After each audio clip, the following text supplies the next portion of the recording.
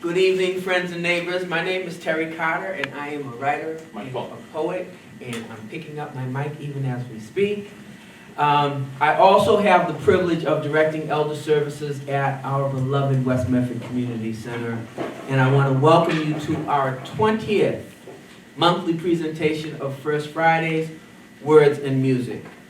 On the heels of a great March show featuring Medford's new Superintendent of Schools, Dr. Maurice Edouard Vincent, and Berkeley's own Alana Olatunde, we are back to celebrate one of my favorite times of the year. It is April, and that means National Poetry Month, when versifiers, spoken word artists, and heavy rhymers revel in alliteration, meter, and the lyrical art of the story.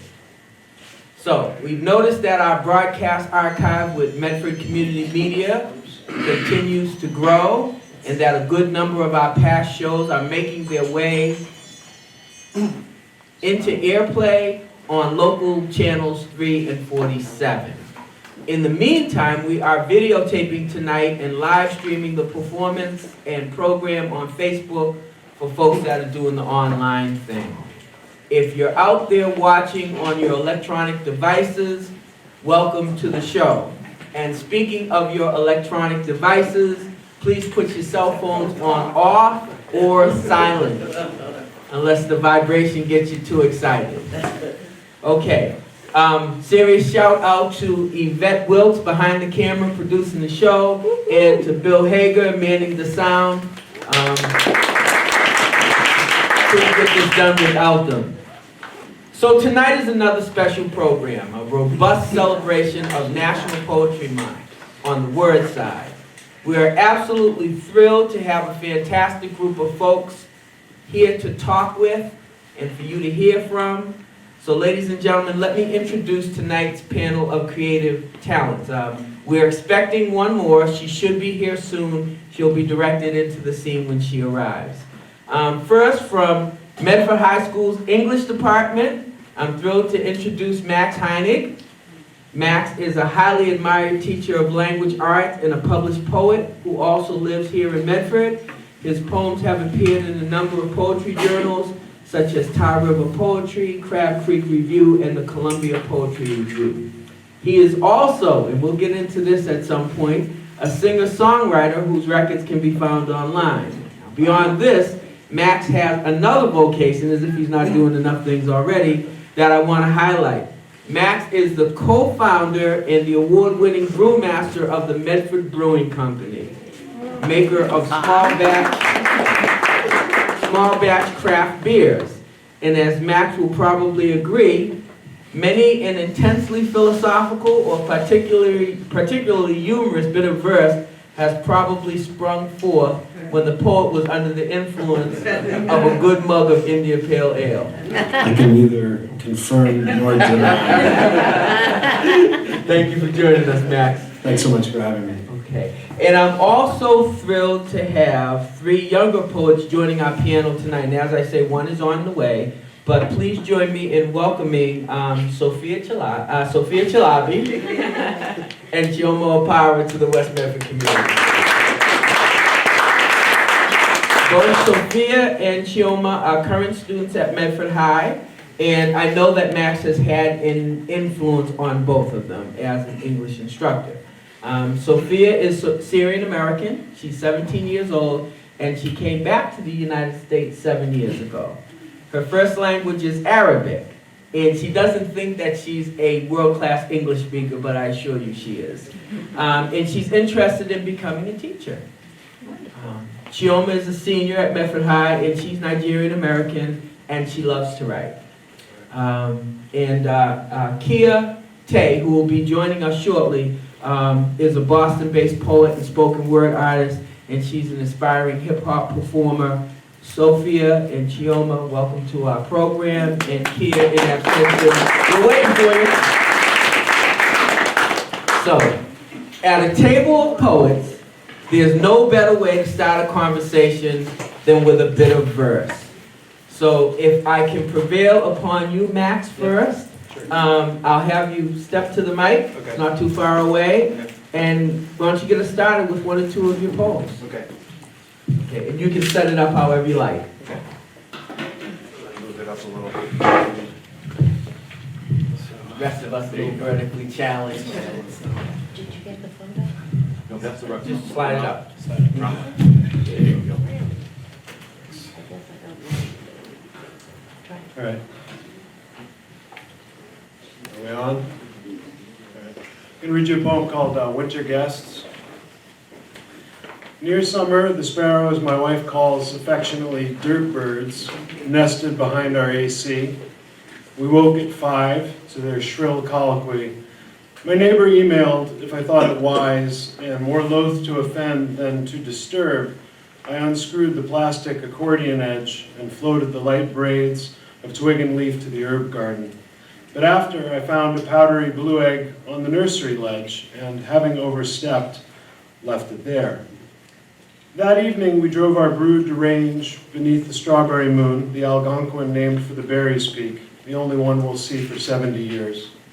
Unimpressed, the girls scampered down Robbins Farm Park Hill as we picked it, admiring pink, pink, pink, about our final rose moon risen, and we, its fading guests. Teachers on the hill in June in Boston marked the moon in its clear field, the talk of last bells, summer schemes, and students floating away, our years atomized out of relevance to the fugitives from our tempered dens, classroom windows clear again. On the longest night of the year, the science teacher found Mars, Jupiter, and Saturn with ease, its rings seen as a single gold star, and told me that as I touched the egg, the parents would never warm to it again. A bad student myself, I feigned facility, turning back to the straw beneath the berry, the city's graphite, the moon, sharpened for me as a kindness. In July, the dirt birds returned with their stark alarm set for dawn.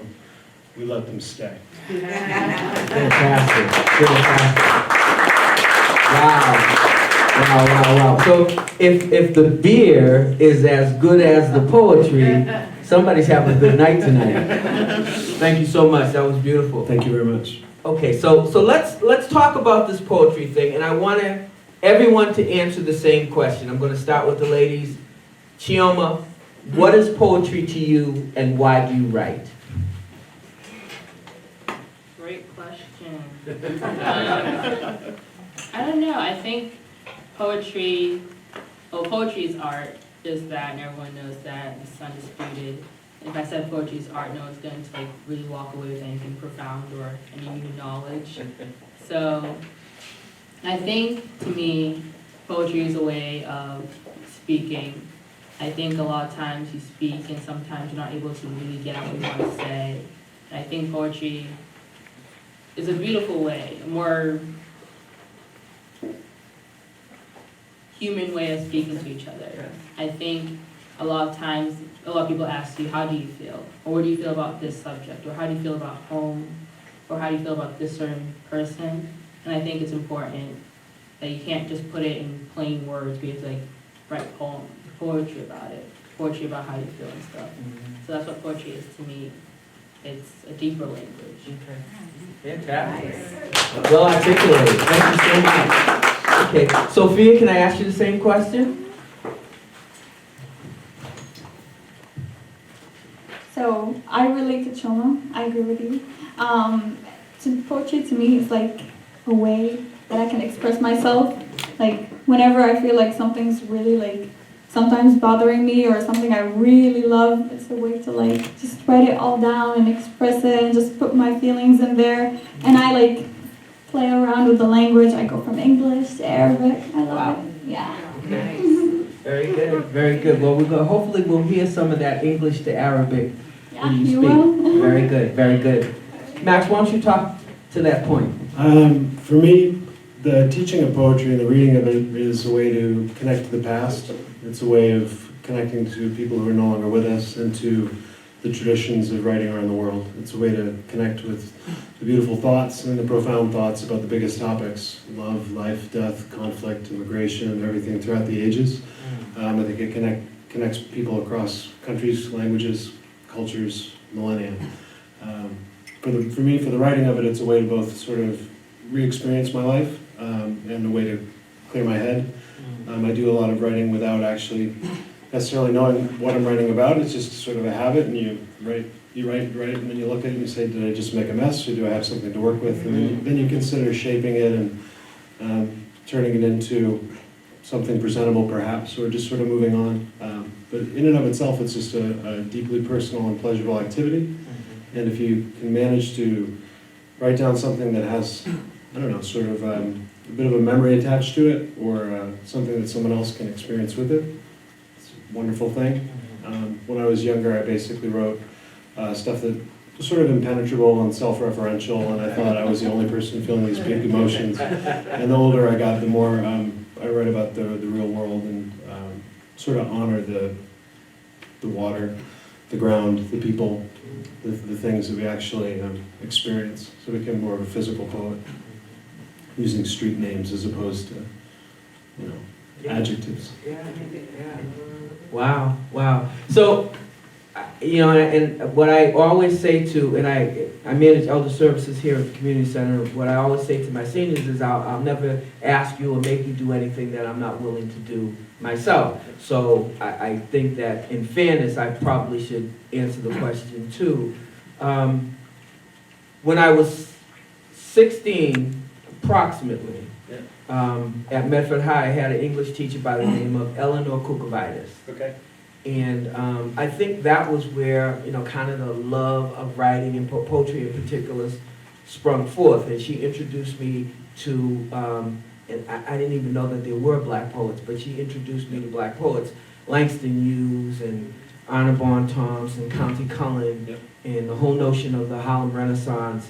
And then when I graduated, a year after I graduated, I went down to Nashville. I went to Fisk, and there was an eminent professor of English by the name of Leslie Collins, and he had actually spent time in and around the Harlem Renaissance, and had been pals with Langston Hughes, and had known W.E.B. Du Bois, and had known James Weldon Johnson.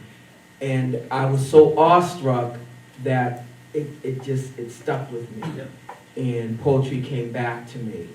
And it's you know, kind of been a companion of mine ever since.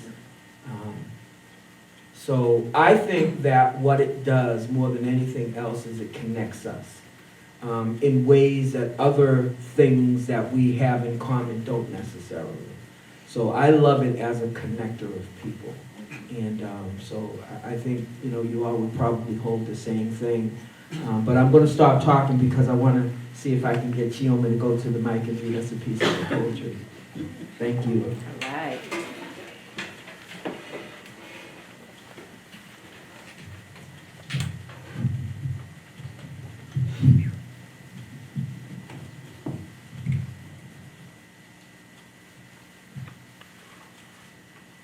This poem is actually titled, "This Too I Shall Teach My Son." Bastard, bastard, bastard. Sophia, I have not been able to sleep since you said, "What's the matter? Atlantic's got your tongue?" No. Yes. My tongue has grown too large right now. Green cards could have coaxed us out of the sea. Bristol, where a hand is supposed to be, could have adopted us. And I do not mean to talk for you, but there has to be a diagnosis for people like us. After all, home is amorphous, lost in translation somewhere. The Atlantic could have swallowed it and spit us out. What will my mother say as she goes through all the aisles of the tropical market, desperate to understand when home became categorized? But the black and blue of the Atlantic serenades us in the middle of the night and makes promises that cannot be kept. May I remind you of how Harmattan flames lapped at your neighbor's house? Miri, rain, water, or ocean, this place, keeper of secrets that was never theirs to begin with, becomes a sacrifice to the Atlantic that does not love you, and born from these flames are our children, the ones that will not have to make sacrifices to the ocean or wonder what home is. We will take them to the Atlantic on their first birthday and baptize them in between our two countries. This is the greatest trick. They will learn hip-hop and know the national anthem, Biko, Rajan, bastard, born from the Atlantic. I will teach you this one trick. Climb into the tub, fill it with cold water, and hear the Atlantic calling your name. Listen, scream. My darling, you would not believe how much you look like your mother right now.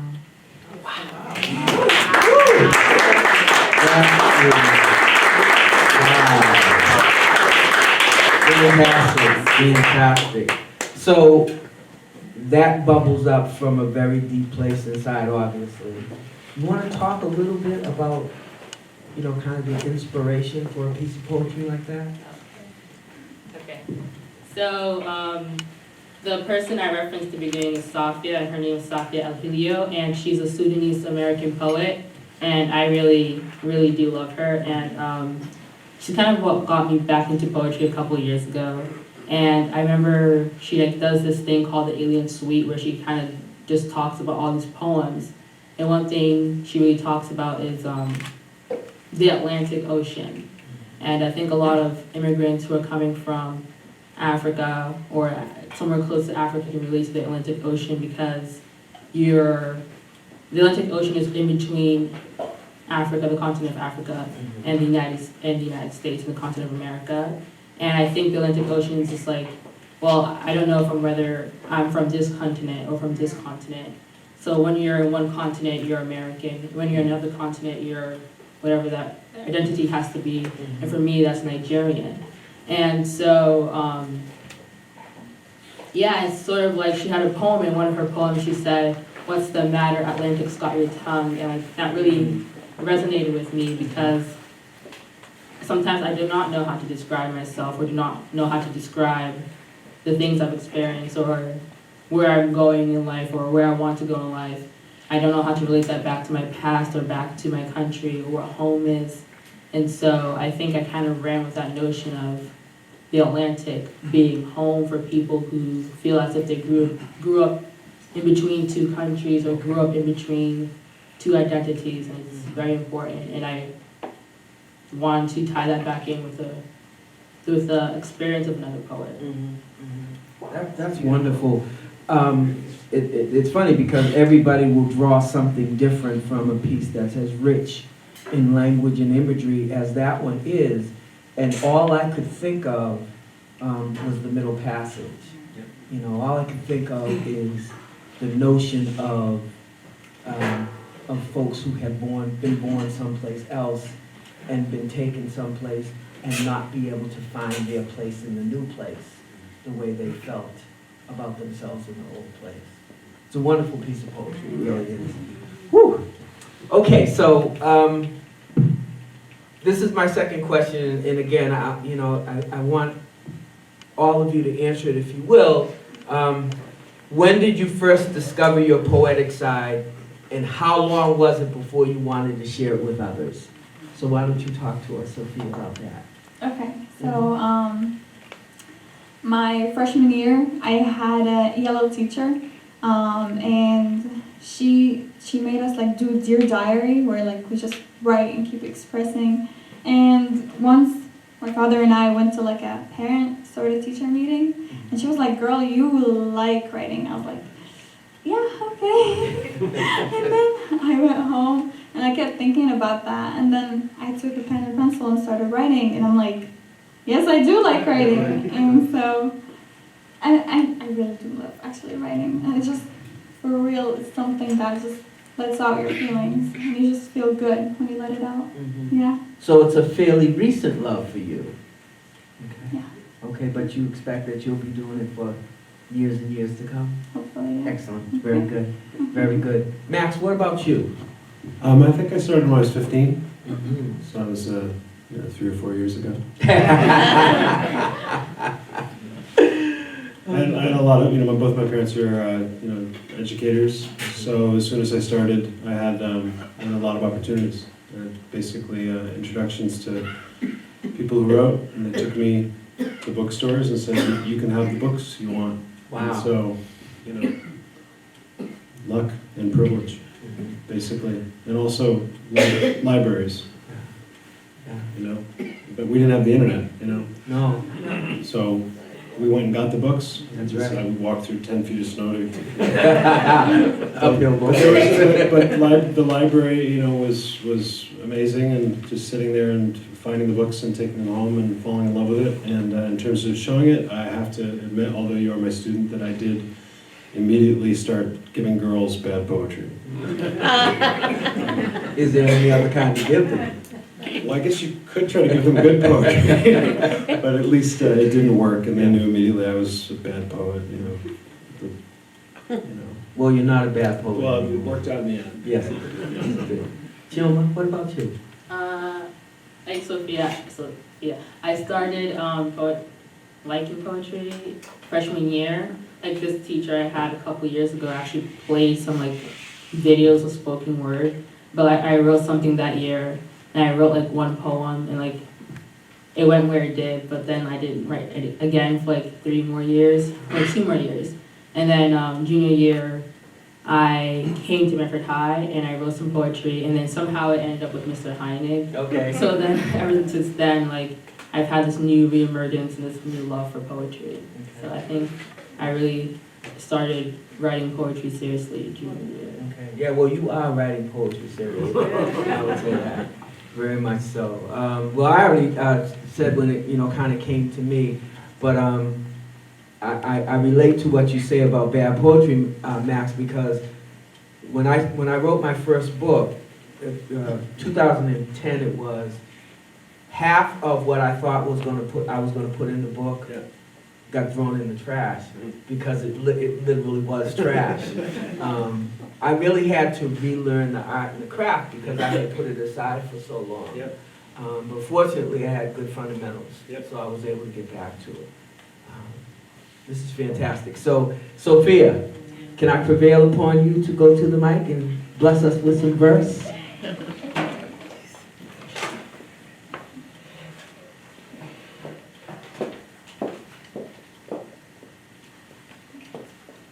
So this poem talks about my homeland, Syria. Dear Mother, no one can explain the pain you feel, the losses you've had, the children that you won't gain back. Dear Mother, your children are lost. Your children are separated. Your children need a home. Dear Mother, the regime dominated. Your children are lost. They lost their right to be educated, and you and your children are devastated. Dear Mother, stay strong, even when all of this is going wrong. Wow.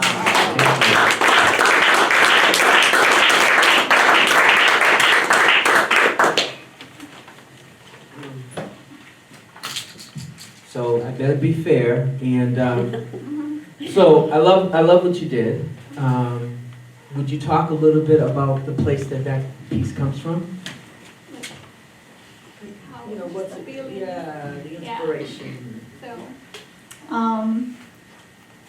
like, usually when I'm just like sitting or watching on Facebook, like there's like this sort of news, and they just like bring you videos from like Syrians from the camps, and their stories, and some of them just cry, and I'm sitting there watching them, and like, oh my God, and then like it just like hits me so bad that I just get up and I'm like, dear Syria, dear Mother, because like 7 years is really a long time, and every year's like a year goes by, I'm like, wow, 8, 9, like I want to go back and just miss it, and just all that, whatever's going on there, it's just sad. So, yeah.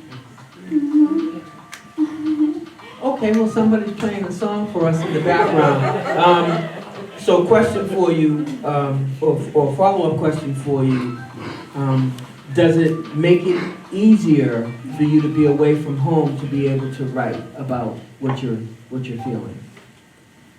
Being away from home, actually, yeah, it does make like the feeling stronger to write more about it, to express more, and to put down more. Like, I feel like if I was there, I'd be like experiencing fear that would just block me from thinking about writing. I would just like be more afraid. I want to hide. Yeah, but but being away is like, I miss you home, you know? Yeah. Well, it really comes through in the way that you framed Syria as your mother. I really, kind of felt I think that that all connection. Syrians describe Syria as a mother. as a mother. Yeah, Okay. yeah. Native land. So I'm going to read a piece, and I'll be doing a bunch of stuff later on. But I want to read this because kind of what you just read, in what you read a little while ago, Choma, kind of made me feel that this is appropriate for now. It's called introspection. Sometimes great people get passed over, skipped, ignored, isolated, marginalized, hidden. Talented and inspired, gifted and anointed folk, avoided, pigeonholed, plagiarized, patronized. Best idea, amazing concept, right solution, key result, beautiful, wonderful, marvelous, miraculous, but it's not quite what we had in mind. It's not the thing we're trying to find. We'll have to leave that good behind. We can't allow this from your kind. Wow, I've been there. Right place at the wrong time. I've been there. Wrong place at the right time. I got the t-shirt and the coffee cup. I got the pink slip and the last pay stub. I got the scratches, scrapes, and bruises. But I'm not going to get dragged into hating or complaining or comparing. No rage-fueled Twitter rants. No cutting, clever, and profane posts, outrageous claims, or prideful boasts. I won't sell up my voice for popularity. I won't trade on my faith for money. I won't covet status and power. I won't curse the truth and court the lie. I'll only sit at the table if they'll serve me with love and respect. I'm trying to live long enough to become a person that God smiles about, that Jesus thinks is cool. No award or trophy or accolade they could ever give me is going to help me with that. No title or promotion they can bestow can guarantee that. The Lord is closing the door on all the hype and bling and foolishness the world wants to attach to celebrity. All the excessive desires and gaudy gains society wants to cling to so tenaciously. My Father has not called me to 15 seconds of fame. For what shall it profit a man if he shall gain the whole world and lose his own soul? That's real talk. The limelight, the spotlight, the footlights, the bright lights can shine on the last one, the new one, or the next one. It's all good. I'm not passing judgment on anybody, looking to bask or glitter or floss or strut. Back in the day, you could easily say I was styling and profiling with the best of them. Once upon a time, I was steady trying to get my groove on. In the past life, I was sure enough ready for my close-up. A brother kept a fly honey, fine like a Playboy bunny, straight up making money. Life was always sunny, age was never running, living that dream, chasing that scheme, rolling edgy and extreme. But as the years advanced, genuine and sincere have become increasingly more precious to me, more essential and fundamental. I'm done with anything contrived, counterfeit, or contraband. Give me something real that won't fade in the light of day. Give me something real before this old life passes away. I've had enough thrills. Now I need something real. Ashford and Simpson had it exactly right. No shade on anybody. This is my test and my testimony. When I get the revelation, I'm going to write it down like my father told me to. If it ends up being a letter, an essay, a short story, a play, a novel, or my poems, so be it. Random House, Simon & Schuster, and HarperCollins probably won't rush to sign me up. Oprah probably won't put a brother on either. I may never get that Maya love, or that Langston love, or that Nikki love. I won't even consider that Whitman love, that Frost love, or that Sandberg love. This is America, and it just ain't that kind of party. That don't matter a bit. It ain't going to be a pity party either. I'm still going to write it down like my father told me to. I may not get a Pulitzer, or a Man Booker, and my Nobel Prize for Literature will probably have to be, as the Kenyan writer Ngugi wa Thiong'o termed it, a Nobel of the heart, where the treasure is in the way what I say impacts the listener's life for good, where the triumph is in joining spirits with one another and putting 10,000 demons to flight, where my name is not on an earthly top 10 list, but certainly appears somewhere on that roll that's called up yonder. I'll just wait on the stoop till my Heavenly Father opens the door He wants me to go through. The rain will refresh my memory of all that He has called me to be. The rainbow will appear resplendently and in all due season. The rising sun will be all the limelight, spotlight, footlights, and bright lights I'll need to see the miracle He created, genuine and sincere, essential and fundamental, His miraculous Nobel of the heart. All right. Thank you very much. Okay, so we're on track. I want to talk with Max a little bit.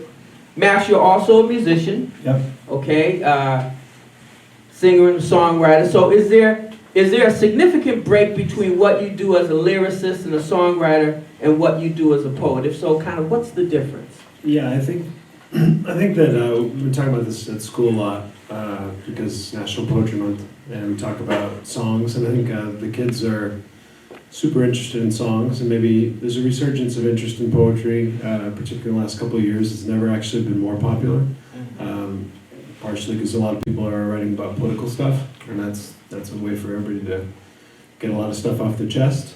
But in terms of the writing of it, I think the idea is that when you're writing a song, you don't want people to have to go looking for a dictionary or looking up all your allusions. I think you want to connect with people directly. So I think you write more simply. I also think that in songwriting, you're almost always writing with rhyme, and you're writing with pretty much with meter, or at least you're following the melody. I think Chum and I can talk about, we talk a lot about free verse, and there are a bunch of different ways to think about it. One way is just sort of, you're following the pattern of your own thoughts, or if you want to call it your heart or your spirit. But when you're writing a song, once you establish the melody, you kind of have to keep hitting those syllables, those patterns. So I think that the music guides you, and I think if you write a song that other people like, part of it is just the music. It's actually not even the words. We were talking about a song the other day that wasn't very good lyrically, but everyone in the room agreed that they liked it. So we took it apart from the music, turned it off, just read the words, and everyone was like, this isn't very good. It might have been like Post Malone or something, and which we all liked. And we put it on, we read it, and we're like, I'm not feeling it, it's not so good. And then we listened to it, and everyone was like, this is great. And I think we're talking about James Brown, who I don't think there's a person in the world who doesn't like James Brown, or Bob Marley, right? And Bob Marley's a better lyricist for my money, but James Brown, we're talking about I Feel Good. The lyrics could be written by, a 6 or 7 year old, right? I feel good, I knew that I would. I feel good, I knew that I would. So good, I got you. But if you put it together and James sings it and that's the band, it doesn't get any better on planet Earth. Absolutely. So yeah. That is really, really a good way of talking about it. I remember a comedy routine where I can't remember exactly who it was. I want to say Richard Pryor, but it might not have been Richard Pryor. And he was talking about James Brown, and even the musicians didn't understand what he was saying half the time, right? So one musician, Fred Wesley, said to the other musician, I think it was Maceo Park, he said, Maceo, what the heck is James saying? And he's saying, don't worry about it, we getting paid. Just keep playing. So yeah, the music sometimes is the thing. I think the other idea with a song, there's some overlap between the two, but I think a song needs to have an idea that somebody can pick apart pretty quickly. And we've talked about how titles and songs tend to come from the chorus, but you need to be able to, if you're doing like an elevator pitch for a good song, you need to be like, well, that's a song about something. You need to be able to say it pretty quickly. And I think with a poem, you have a little more time to read it and go back to it and fall into the spell of its mystery, go back and read it again, get new things out of it. It's like a painting you can look at a bunch of times and get different things out of. But I think a song has to sort of make its connection relatively quickly. Absolutely. Very good. Very well stated. So as you folks can see, our third young poet has joined us. And we're happy that she was able to navigate through the gnarly traffic and finally get here. So I want to introduce everybody. This is Kia Tay.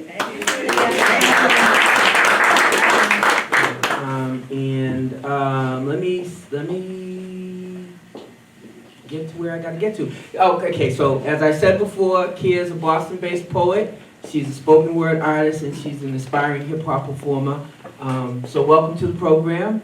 You comfortable? You all right? Yeah. Okay, A so. little nervous. Okay. All right, well, here's the best way I find to get rid of your nerves is to do what you do best, and that's share your verse. So you wanna get up and share a piece with us? Okay, you can go right up to this mic right over here. Hello? Yeah, thank you.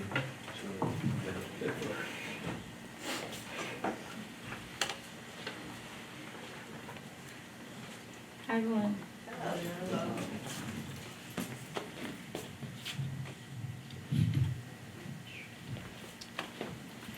My name is Kia. You can find me on Facebook at Kia Tay. You can also find me on SoundCloud at Oz, O-A-Z. I'm 22 years old. I'm from Boston, born and raised. And, you know, I just like to talk about my community and stuff like that. I got into youth organizing. I got into, you know, a lot of things in Boston, you know, growing up. I went to Madison Park, vocational technical school. I was a female of a trade. I did plumbing, I did apprentice plumbing. So I basically grew up in like the Roxbury neighborhood. I lived there, and I also lived in Dorchester. So I go really hard between those two communities. But I did youth organizing. I kind of look up to our community, what we need and stuff like that, and the conflicts that's happening and stuff that we don't talk about. So when I make music, I'm really passionate about what I do, and you know, I speak my truth at the same time, and I'm also trying to give back to my community as well. I have a show April 13th in New York. I'm really excited about that. I'm planning my trip out. So I want to come out and speak to y'all and spread my word and my message to y'all. Thank you. Back to the motherlands. They point their pistols and ask us to raise our hands, or expected to condescend to the contraband and be consumed by hate and demons, quicksand. But like the fool, the joke is always played on us. If we can't rely on each other, then who can we trust them while we lift the weight up? Who's gonna wait on us? We bought our time to feel uplifted. Why is it Christmas time's the only time that we feel gifted? Why is it like this generation backspace and shifted? Tote guns, start war, but they don't see it in ourselves. We got the innocent killing innocent. Babies picking guns up off our shelves. We pray to God to save us, but who's gonna save us from ourselves? Wow. Thank you. Come on, sit with us. You can unpack that a little bit. Okay. All right. So I think I know, but you know, I don't want to assume for anybody, but where does the inspiration for a hard-hitting piece of spoken word like that come from? Honestly, the community. Just honestly being around the community, just being like a part of it and around it, and just being like a product of my environment, I like to say. I am a product of my environment, and I came from a really like urban community, you know, and it was really like amazing just growing up and just building a friendship and bonds, as well as learning my lessons and everything as well as comes with it, but not having much but making do what you got, because I just feel like us as urban kids, we are put behind the start line, like the finish line, well, start line, exactly. We don't start at the start line, but we're put behind it, so we have to work twice as hard. I did go to Boston Public Schools. I'm a Boston Public student, graduated class of 2015, yay. It was a really amazing experience and stuff like that. So I always want to feel back to give back to the community, and just, you know, I just feel like we lack compassion for one another, and we lack passion for what we want. We look on social media, what do we see? We want action, we want murder, we want some tea or gossip, but what about the success of other people? What about wanting more for other people and actually being happy with what we got, instead of looking for the bad or looking for what we trying to see on TV and put it into reality? And we all know TV and reality are not the same. So we also have to like care for one another, and also if we see something, say something, have love and respect for one another, no matter what. All right. Okay, so couple of international folks. Everybody's international when you get right down to it, but definitely internationals, Chioma and Sophia. So I want to ask you first, I'm going to ask you the same question in a minute, Sophia. Would you talk about the realities of being bicultural with regard to the things that you write about? Okay. Actually, something interesting, a term I learned was actually third culture kid. And a third culture kid is someone who grows up for most of their developmental years in a different country that's listed on their passport or their parents' passport. And I think, Sophia and I are both third culture kids. And so I was born in Nigeria, but I grew up for most of my life in the United States. I did do a semester abroad in Nigeria for my junior year, but sort of writing about and growing up between two cultures and two identities, I think it shaped me in ways I can't really express. When I was younger, I used to get very angry about it. Okay. And it sounds ridiculous when I say it out loud, or when I'm talking about older, it sounds ridiculous saying I get angry about it. But I went to a very posh, Caucasian, homogenous charter school, Okay. and they, I remember I had the accent first for a couple of years, and like everyone used to pick on my accent when I was in like 3rd grade. I was just like, Mom, why are they picking on my accent? Like, what do I say? Like, what do I say that's funny? And I think having to, sort of navigate the different ways in which you are different, the ways in which you are different in the U.S. has really taught me a lot about myself and taught me a lot about the people around me. And now I'm not very angry about having two different cultures and of being from different places, because it allows me to write better and allows me to connect to other people. And I think I no longer identify home as a place. I think we're not defined by the places that we come from or by our background or by what we believe in. I think we're more defined by the people around us, and it may sound corny, it may sound cliche, but I think I relate more, or I feel more at home depending on who's around me. And I think that's the most I've gotten out of growing up between two identities and growing up between two cultures, is that I care more about the people I'm around. I care more about that.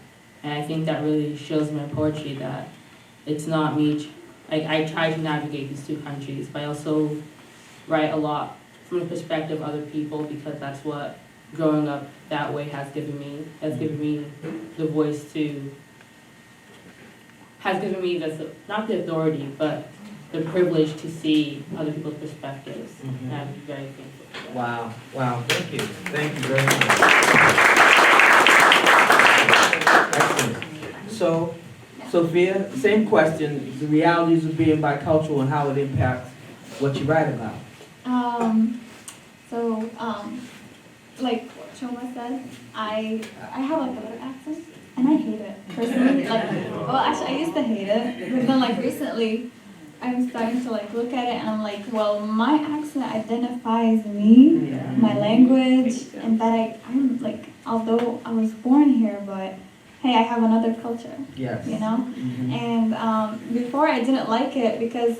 Like, until this day in school, I feel like everyone is segregated. Like, everybody likes to be in their own group, Like, even when you walk into the cafeteria, like, every table, it's just their own group. So that's why I started hating it. It's like, I don't want to have an accent. I want to be like everyone else in here. I want to make more friends, be popular. But then recently, it's like, I'm almost going to graduate. I make really good friends like Choma. Like, so I'm good.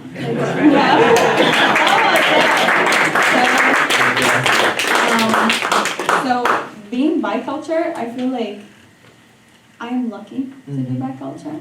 Like, there are more things that you feel, and that way there are more things that you write. And just writing really, just like psychologically, I feel like it just releases everything out of you. You just feel freedom, like yay. So do me a favor. Like the last few sentences that you just said, speak them in Arabic. Oh. Okay. So الكتابة يعني لما أكتب شعر أحس حالي هيك مرتاحة، كل شيء بيطلع مني، أشعر بالسعادة. So Wow. And I asked you to do that because, one, I think it's a beautiful language. And I think what happens is because of everything that we're dealing with, you know, as a country right now, there's some demonization of the language and the people that speak the language. But I think that if we have the opportunity to have those folks with us in the room and can listen to the lyrical sound of a beautiful language. I mean, when a native French speaker speaks French, there's nothing like it. When a native Nigerian speaks Igbo, there's nothing like it. When a native Hispanic person speaks language, or, you know, whether it's, you know, from Spain or Puerto Rico or Costa Rica, there's nothing like it. It makes the person unique. It absolutely Yeah. does. And I wish we could get to a place where when everybody's in the room, everybody can do what they do. And that's why we do First Fridays, because when everybody's in the room, everybody can do what they do. So, and we really enjoy it. Thank you so much. I appreciate that. Okay, so I want to do the commercial because usually, you know, we go too far into it and I don't do the commercial, I get in trouble. So the first commercial is, those of you who are of age and so inclined, please try some of the great adult beverages coming out of the Medford Beer Company. Max, where is it available in or around this area? We're going to be doing this. Medford Brewing Company is available at your local packing. We're in 230 locations at medfordbrewingcompany.com. Yay, very good, very good. Dirty right now. That's all right, that's all right, that's all right. Public school teacher. Yeah, well, it's okay. So I did say adult beverages and if you're of age, so the disclaimers have been put in place. Okay, so the second commercial is the book commercial. There are 4 of them, okay? So, and they're going for around $15 a piece. The last one, Brown Skin and the Burden of Proof, is a little bit more expensive because the publisher said I had to sell it for more. Okay, but they're all brown skin in something. Brown Skin, the Bread of Life, the Brand New Day, the Beautiful Faith, and the Burden of Proof. And I'm pretty happy about it. Pretty happy about it. I'm working on my 5th one right now. It's what we do. So I want to hear again from the poets. Oh, one other commercial. West Medford Open Studios, April 27th and 28th, or 26th and 27th? 26 and 27. 26 and 27? Okay, so in probably close to 30 locations around the city, private houses, some studios, right here at the West Medford Community Center, all types of arts, glassware and canvas and fabric arts, as well as literary arts, spoken word, poetry, storytelling, whatever you like, some of it's going to be here. There'll be music. So avail yourself of the opportunity to go around the neighborhood, pick out a couple of spots. You can only go one day, go one day. If you can go 2 days, you'll see all that much more. But it's a fabulous feast for the senses.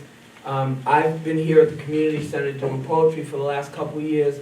Unfortunately, we're going to be out of town this year. My wife and I are going down to Brooklyn to see my daughter in one of her productions. So we can't be here, but proud papa, proud mama in the audience. But anyways, come on out to West Medford Open Studios. My friend, please, would you show everybody that fabulous T-shirt? Oh, yeah. One of a kind. WMOS.com. Yeah. Get your very own. That's right. Thanks, Fantastic Ted. event, 27th and 28th. All right, 27th and 28th, okay, of May, Saturday and Sunday, here at the community center, and like I say, literally dozens of other private home studios at the Hobbs Brooks. And it's not called that anymore. No. The big school on High Street. So go, see, do. All right, so Max, will you give us another piece of your poetry? Sure. Okay. I might have to bring it up on the phone. Okay, take your time. Okay. While I do this, I just want to say I've been really proud to be your teacher twice. Yeah. And I've been able to, although not, Mike, Mike in the mic. you didn't hear me? No. I'm sorry. I was saying I've been really proud to be your teacher twice, and it's been a real pleasure to be able to mentor you this year. Nice. Fantastic. Thank you so much. All right, so what's that one called? What? Whatever you named it. I'm gonna do one about our experience, our unpleasant experience with guns in schools from the teacher perspective. It's called lockdown. I tell the kids stay calm and lock the door, find my red card to hang in the window if need be, and check that there will be a path to a gunless room, then direct them to the corner by the bookshelf.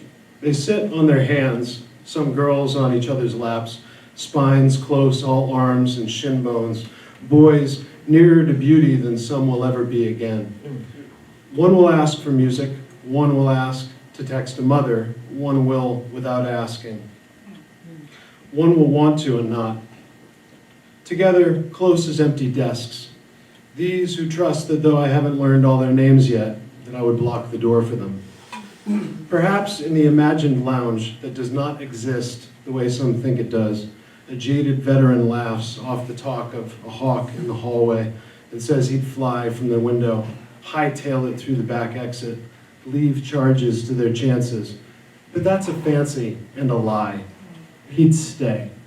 They keep us because we stay. Wow. Thank you very much. Wow. Yeah. Wow. Okay. Kid, we haven't heard as much from you as our other guests, so please, would you bless the mic again? I'm gonna have you go over here and you can tell us what you need to tell us.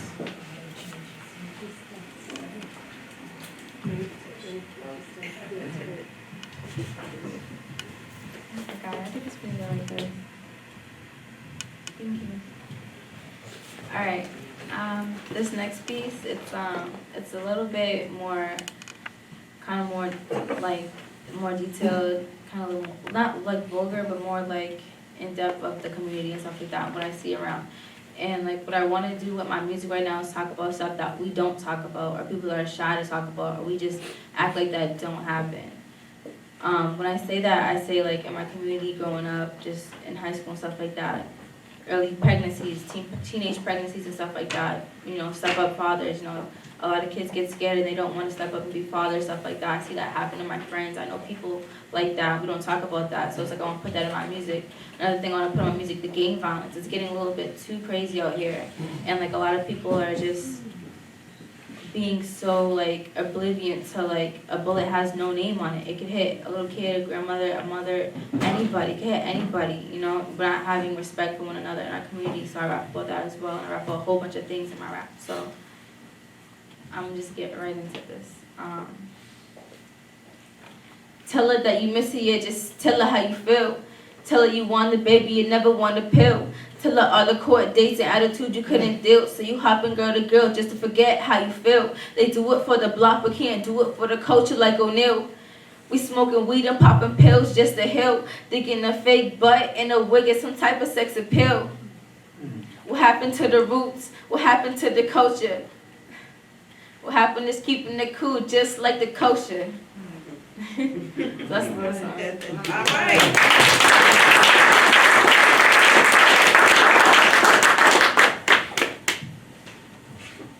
Thank you. Thank you. Thank you very much. I'm trying to figure out what happened to the roots and the culture, so you're gonna have to give us the rest of it somewhere down the line. Chilma, would you give us another piece?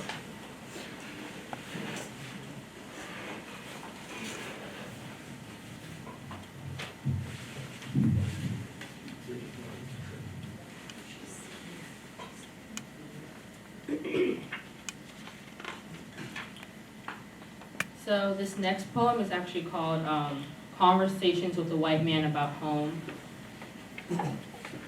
White man asks, "Where are you from?" As the story goes, Adam was lonely, and so a rib was sacrificed so I could sit before you, to breathe and to give life. Or, as the story goes, I was made from the same dirt. White man says, I mean, which country are you from? I baptized myself in the Atlantic and have not looked back since. And perhaps you'll be an exception, but most men think it's beautiful how I can exist in two places at once. White man says, so you call yourself a magician. After the 4th month of living under the watchful sun of Nigeria, my neighbor told me my color has spoiled. Too dark, too dark. I think I told her it was genetic. White man says, you have your mother's eyes. When you say mother, do you mean parent or country? White man says, you ask as if there's a difference. I mean country and write about woman. Men want to know where I'm from and ask about my motherland. As the story goes, I was left alone in the hospital after labor. I am homesick. I mean, I am seasick.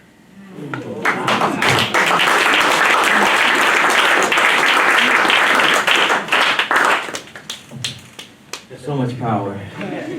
Absolutely, so much power. Sophia, please.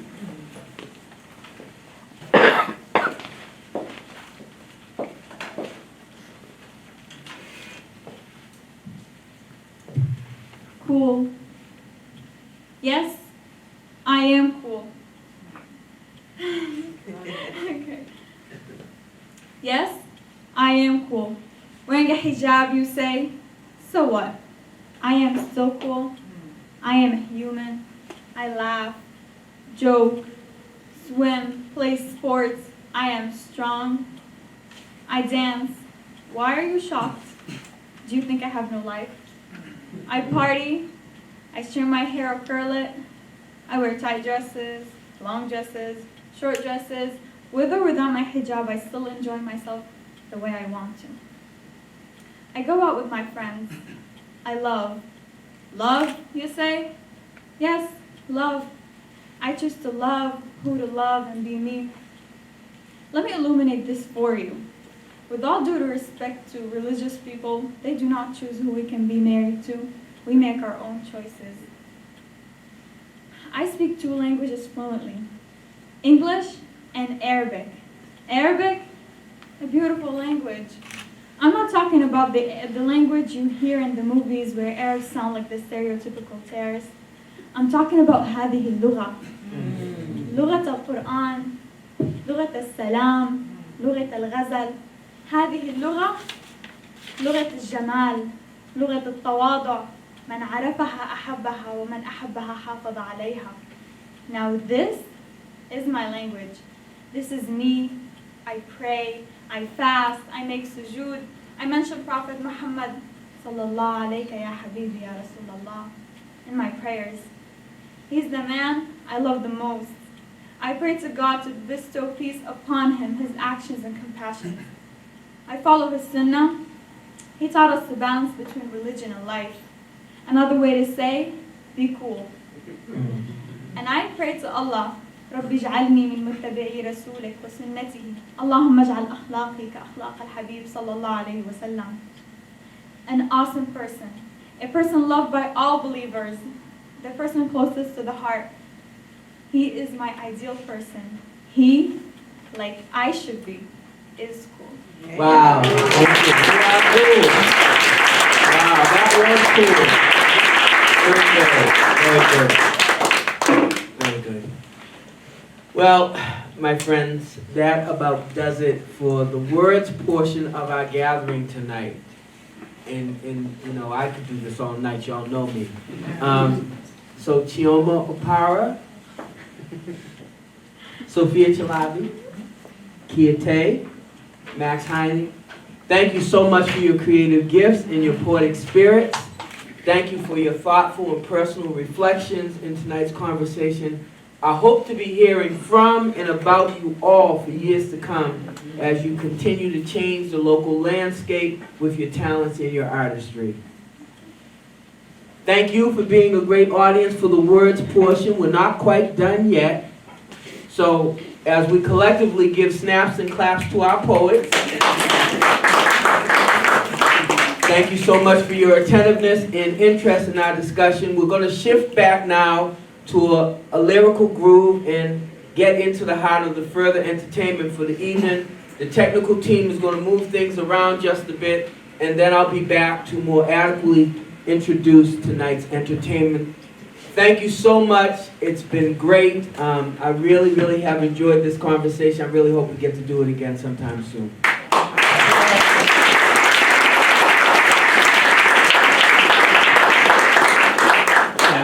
Carrie might be modest. If you guys are warming up beforehand, stick around. If you stick around, people can work your time. I hear it. Very, very uplifting. If you help to produce and host a program like Words and Music, and you've done it 20 times, close to 20 times, you do get to have some say in what happens from month to month.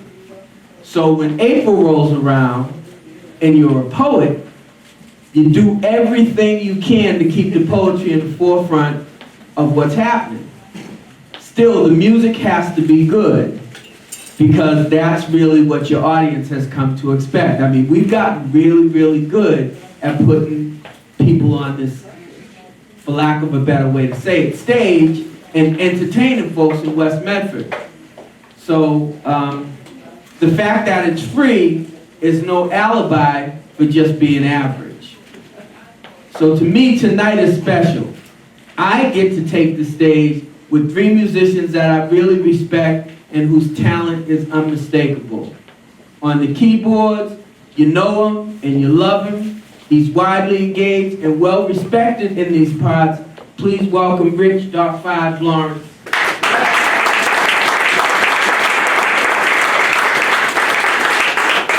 To my left on bass, with West Medford ties to this very day, right over behind us on Mystic River Road, he's got people, is Albert Vines.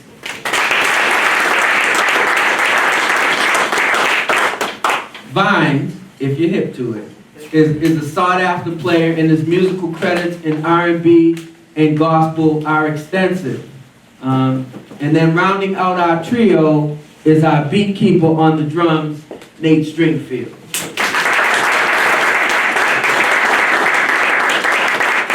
So now Nate has played literally all over the world and was a member, I mean, he's still a member by blood, but he was a member by playing of Pittsburgh's popular Stringfield family, okay? A soul collective who had top 10 hits on the British charts, top 10 hit on the British charts called the Stringfield Hustle. Now I want to say something about this. Now back in the day, people who know me, I danced a little bit. I went, in 1975, I actually went out to LA with another sister from West Medford, and we danced in the Soul Train National Final. Right? Now at the time, right, the hustle was all the rage, all right? And when I had never heard the Stringfield Hustle before. Man, when I heard the Stringfield Hustle, it got me thinking about the South Soul Orchestra, and TSOP, the Sound of Philadelphia, and Van McCoy, and partying down here at the West Medford Community Center. So, Nate Stringfield, you brought me back. And I really appreciate it. But tonight, my brothers are going to do me a solid, as we say in the hood. They're going to back my play as I bring you a collage of some of my favorite pieces from my 4 books of brown skin poetry. We're rehearsed and we're ready. Are you ready too? Yeah. All right, let's get this party started.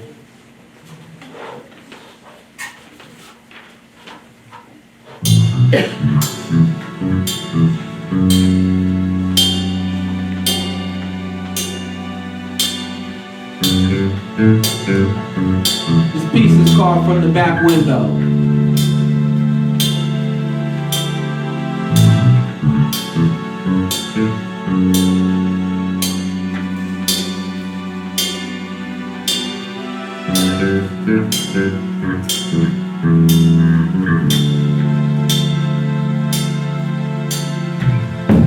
From the back window of a '63 Chevy Impala wagon, we watched the world go by. On summer road trips from a Mystic Valley suburb just north of Boston, straight to the heart of Dixie. No belts or booster seats, but lots of pillows and blankets, a big metal cooler and a few Samsonite suitcases. The Chevy was all checked out and ready to run. New brakes, lube job, and fresh wax. The window was washed and we could see clearly. Some things just looked different from the Chevy's rear flank. Dixie's heart looked different, like it somehow didn't remember my daddy was the son of the South. He couldn't do everything he wanted to do, but he did everything he had to do. Mississippi still didn't love black folk a whole lot. Neither did West Virginia, Tennessee, or Alabama. Daddy was real careful at night. He didn't make no mistakes. He knew exactly where to stop and where not to. Daddy knew where we could eat, and he knew where no colors was still the de facto law of the land. We didn't understand all of it, but we understood enough of it to know that America the Beautiful had more than a share of ugly to see from that back window. Still had strange fruit and such, burning crosses and such, fire hoses and angry dogs, pointy white hoods, lots of guns and good old boys, Confederate flags and such.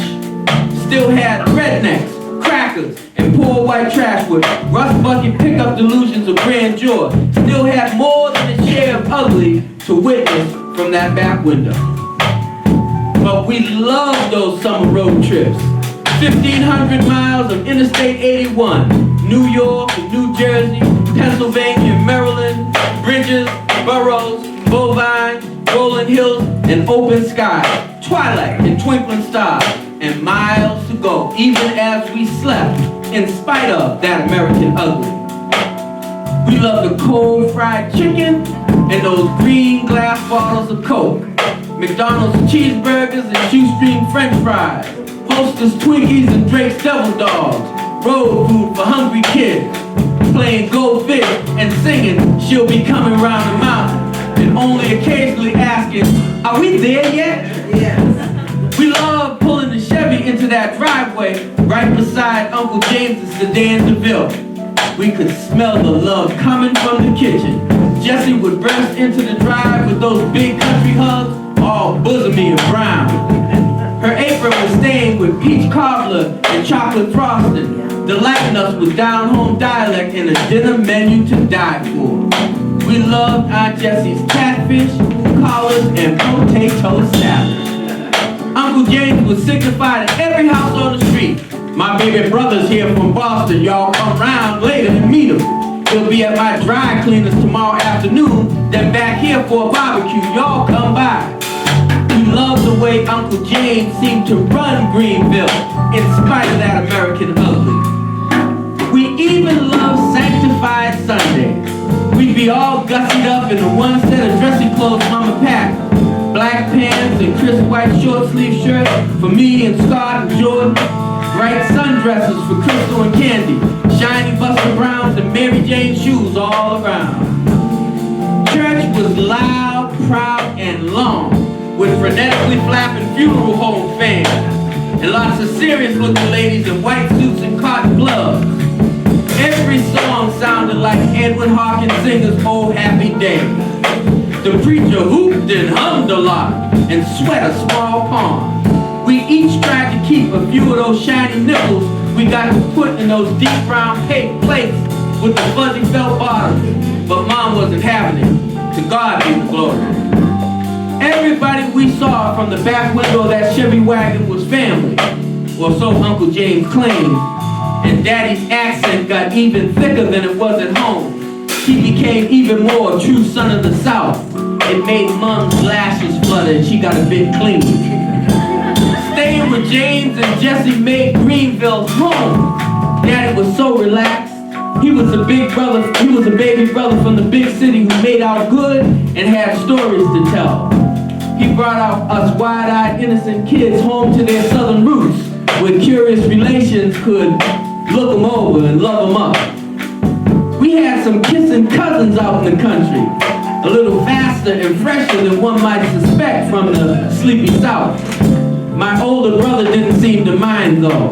By then, basketball and girls was all he knew. And he didn't mess around with the basketball too much during those hazy, hot days and those electrifying nights. We loved going out to the farm where Uncle Lincoln and Aunt Odessa had all those chickens and riding horses and that big blue ribbon hog, biggest pig in the universe. We didn't even mind peeing in the outhouse and those mutant deer flies. It was the Delta, and that deep down south, everything was bigger, scarier, and more wonderful than anything we'd seen just north of Boston. They had lightning bugs and dragonflies that looked like small planes, hoot owls and chickens that still moved after their heads were chopped off. They had huge hissing cockroaches and coyotes with eyes that glowed like hot coals in the moonlit Mississippi night. Everything was bigger, scarier, and more wonderful than anything we'd seen north of Boston. And if only for a hot July minute, all us babies, born way north of the Mason-Dixon, belonged to the Delta. Warm, black, and delicious, cold, white, and suspicious. A contradiction in terms of endearment. A hugging or a hanging in the right place or the wrong time. If only for a T90 spell, all us babies, born way north of the Mason-Dixon, had southern roots, like cotton shoots, all green and moist against the sun-baked Delta sod.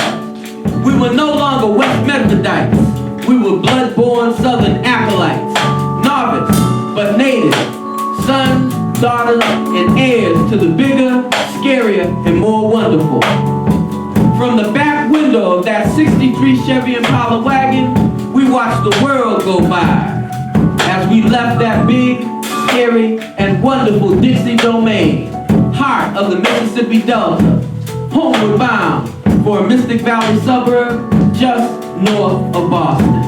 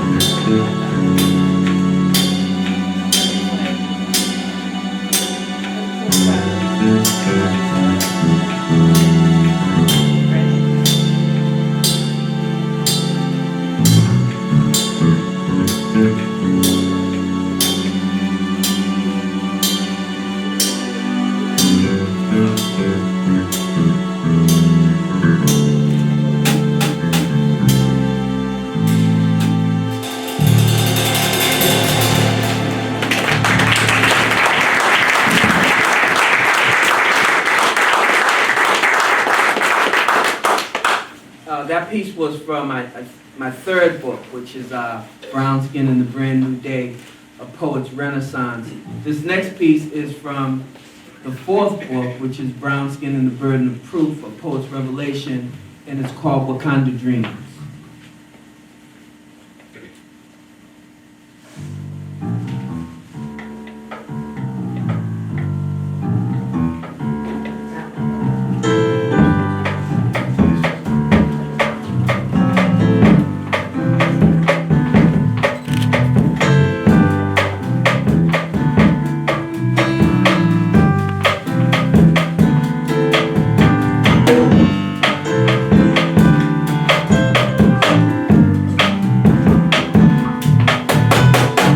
In our most dangerous dreams, the people could fly.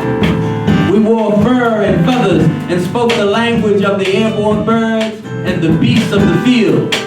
Mother Nature was a godparent. Rivers, rolling hills, rocky cliffs were minor deities, cousins to the soul of the land. We were kings and princes then, in flowing raiment and golden jewels, and glowing chains of our own choosing, and the mass of our brother spirits. We couldn't be bought, we couldn't be sold, we couldn't be hidden away or stolen to distant shores. Though the oceans knew our captains and our kin, though the seas knew our soldiers and our sails, though the nations knew our black skin and our bold schemes. In our most fragrant dreams, we were women in the heavens. We were dancers and seers and seed growers. The might of Amazon mist and Spartan tryst welled up in our loins. Before Artemis hunted, before Helen enthralled, before Nefertiti reigned, we battled with sword and spear and killed our prey without mercy or fear. We loved like the lioness of the pride. We kept the spirit of family inside. No demon in hell could ever divide us from the heart or the heavens. We are still the sweat that beads on the brows of the white devils as they bring hate and death and sin to the heart of our mother's gardens. They know us in our smoky eyes. They fear us, muscled black thighs. They envy our beauty, they covet our pride. They could not conquer Shaka or Sundiata or Mansa Musa, and the Maasai yet run with the gazelle and the zebra and the thundering herds of wildebeest. The fables of Wakanda were not so far away from the truth of things, from the dangerous fragrance of our dreams, and panthers do yet prowl. Wow! In the fearsome corners of the African night.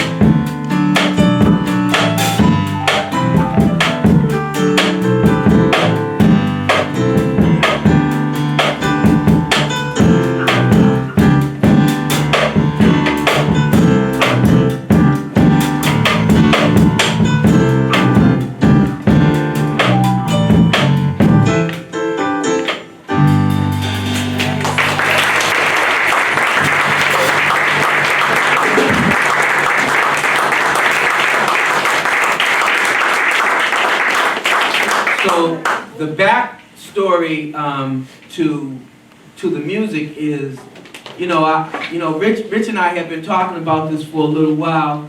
And originally, Rich and I were gonna, we were gonna come do this. And Rich said, well, I got some fellas, let me bring a couple of my fellas. And so we ended up with Vinesy back here and with Nate Stringfield. And I couldn't be happier. We got to rehearse, and I've never rehearsed with a band before. So, I've experienced something that I never experienced before, and I like it a little bit, It got good to me, so, I'm trying to figure out how I can get a little band together and go on the road. But anyways, the first tune that you heard probably was familiar. That was Frankie Beverly and Mays. That was Happy Feelings. And the second tune was called Soweto.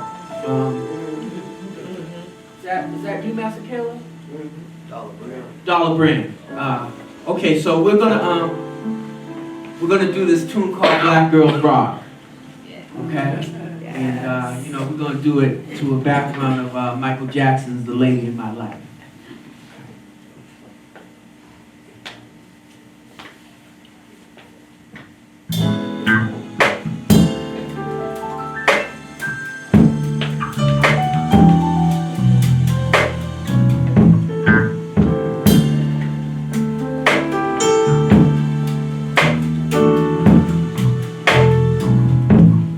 It should never come as a shock when a brother tells you that black girls rock. I won't be singing an anthem or an ode, but my eyes bear witness to the true mother lode. The history books may seek to conceal all of the wonders that my sisters reveal. So pull up a chair and have a listen as this poet describes why black ladies glisten. I want to begin with the queens of the Nile, Sheba, Makeda, and Nefertiti, leaders of legendary beauty who ruled the land by guile and duty. In African realms of wealth and glory, they commanded the territory. My sisters could go to war and fight. Han-based Amazons owned the night. Their saga lives on in Marvel glory. They're the Dora Milaje in Black Panther story. That warrior spirit was passed along as Harriet Tubman moved the throng to follow freedom's dangerous light on underground tracks in the dead of night. Now Sojourner Truth would hail this mission and join that cause for abolition. She said it time and time again, if it's not fit for women, it's not fit for men. Shifting it forward for y'all to see, the undefeated Layla Ali. That boxing diva never went down, becoming the gem in Muhammad's crown. And with her quest to conquer flight, Bessie Coleman flew out of sight. Licensed to fly by a French federation, she soared beyond discrimination. My bronze youth heroes withstood the hate that always found the sisters' plate. Cocoa tan and ebony fine, black and proud by God's design. So many heroes to share today. Let me move on along this way. Perhaps you'll know a few by name as I point out their walk of fame. Nearly confined to slavery's chair was Sarah Breedlove, the millionaire. Hailed as Madam C.J. Walker, she was a doer, not just a talker, building her business with style and grace, beautifying the hair of our race. Sister Rosetta's rock and roll heart gave this genre its very first start. The twang of her honky-tonk guitar was known by musicians near and far.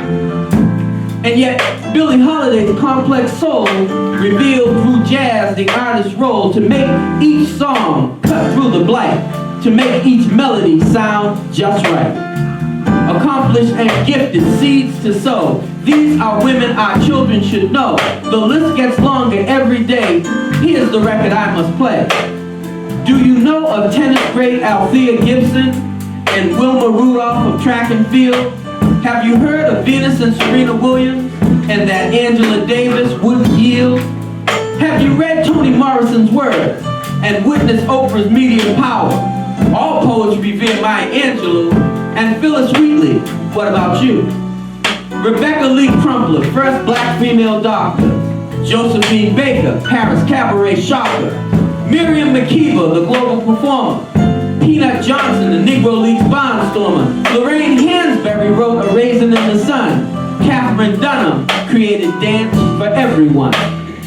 Nina Simone's talent took jazz up a level. And Zora Neale Hurston watched God beat the devil.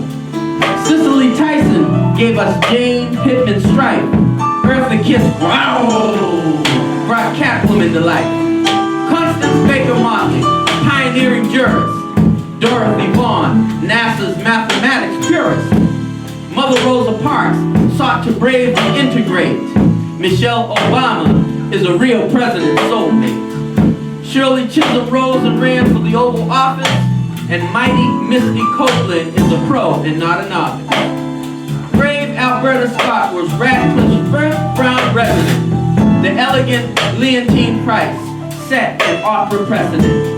Isn't bronze greatness truly self-evident? Of course, this list is short and sweet. Too much brilliance to shine on one sheet. Too many strong and dynamic sisters. Writing it all could lead a brother to blisters. So please don't be amazed. I've been around the block and I've seen enough to know this thing that black girls rock. And since these rhymes I drop can help the brain's retention, consider this an exercise in ignorance prevention. Cause history books may seek to conceal all of the wonders that sisters reveal. I'm bringing you real evidence, complete historic reference, expressing my deep reference, and some would say some reverence, extending humble deference, ensuring our inheritance, avoiding all malevolence by building this intelligence with simple words of elegance. But let me slow my flow. Being a poet, it's hard, you know. I realize that I'm on the clock, so like I'm saying, black girls rock.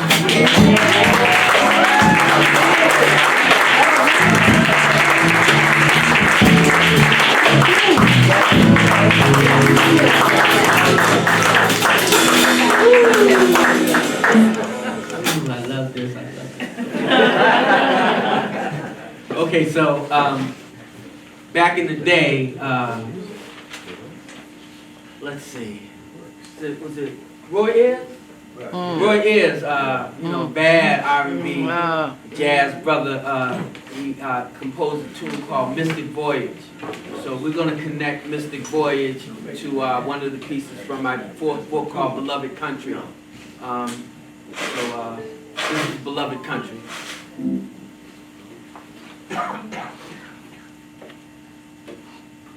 Excuse me a second. Take your time, Vine. Take your time. I almost didn't make it. The brother came out of his sick bed to play tonight, so give him props.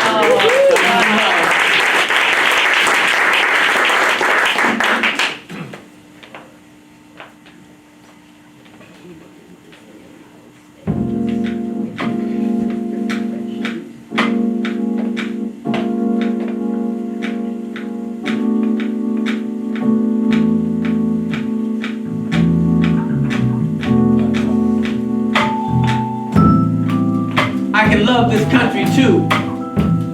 I didn't have to be born on these bonny shores. I didn't have to be a son of the Pentecost, Quinnipiac, or Mohican. I didn't have to have a Pilgrim pedigree or be a Connecticut Yankee from King Arthur's court. I can be the Dahomian, or the Pole, or the child of Caribbean suns and Amazon shade. I can love this country too. My green card was a welcome ticket to a new life in a new land. My passport was stamped with new hopes and new dreams. My suitcases were packed full of new aspirations and some apprehensions too. Perhaps I didn't see the harbor sign that said, give me your tired, your poor, your huddled masses yearning to breathe free. The wretched refuge of your teeming shore. Send these, the homeless, tempest-tossed to me. I lift my lamp beside the golden door. Perhaps I didn't see the lady in the lamp, but I did see the gleaming city on a hill, and my soul responded. I can love this country too. I can love its rolling meadows and its gospel songs. I can love its asphalt highways and its born to run bars. I can love its teeming ghetto, its urban sprawl. I can love its old spires, new minarets, and golden menorahs. But can America love me too? Can she love my curry spices, roti and oxtails? Can she love my hijab and my henna tattoo? Can she love my Hajj, my Mecca and my Medina? Can she love my Cinco de Mayo, my Dia de los Muertos? Can she love my kente cloth, dreads, twists, and locks? Can she love the skin I'm in, be it ebony, ivory, dulce de leche, or cafe au lait? Can she love me by name, Shekinah Glory, Muhammad bin Saeed, Anastasia Kozak, Cleophas Dorset, or Claudia Gonzalez? Can she love me by name? And what if I am among those huddled masses, in that wretched refuge, or that homeless tempest-tossed? Will she still continue to lift her lamp? Or do war, rumors of war, IEDs, sleeper cells, and fake distortions make me a pariah to be eliminated, a scourge to be annihilated, and a plague to be exterminated? I come in peace. I love this country too. I love its boundless opportunity. I love its generosity of spirit. I love the audacity of its hope. I love its rolling meadows and its joyful songs and its little red Corvette. I love its teeming ghetto and its urban sprawl. I love its old spires, new minarets, and golden menorahs. I come in peace, and I love America too. I come in peace, and I love America too.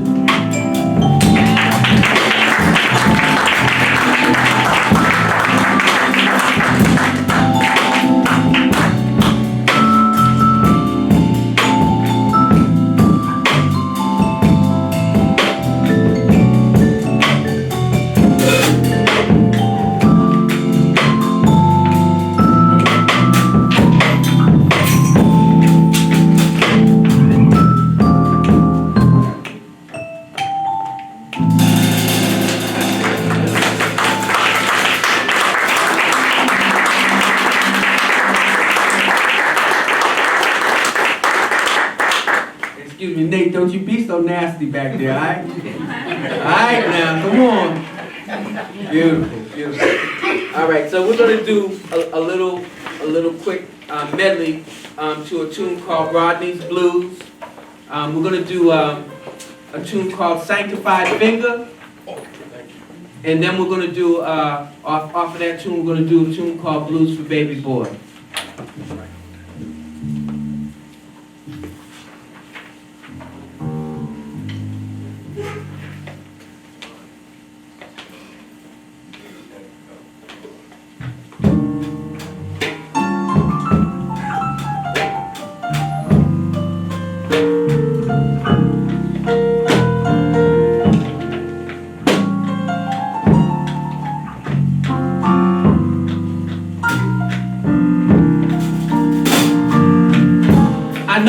mean business when you wave your sanctified finger.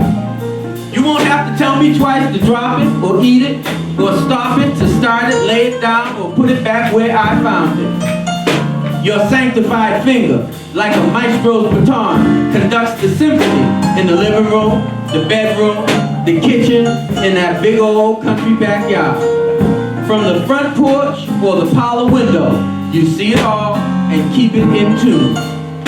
Your sanctified finger, like a blacksmith's hammer, tempers the youthful exuberance and points out the error of my sinful ways. Before church, after school, across the street and around the block, you touch that nerve and bridle the wild colt. Your sanctified finger points the way to the switch you want cut, or the belt you want fetched, or the rod that corrects the brazen and the bold. It's the "this is gonna hurt me more than it hurts you" finger, and the "don't spoil that child" finger, and the "I'll make them behave" finger, and the "mind your manners" finger, and the "help me Holy Ghost" finger. I know what it means. Shut it up, break it up, pick it up, pull it up, button it up, clean it up, finish it up, or fold it up. You won't have to tell me twice to drop it or eat it, to start it or stop it, lay it down or put it back. I know you mean business when you wave your sanctified finger.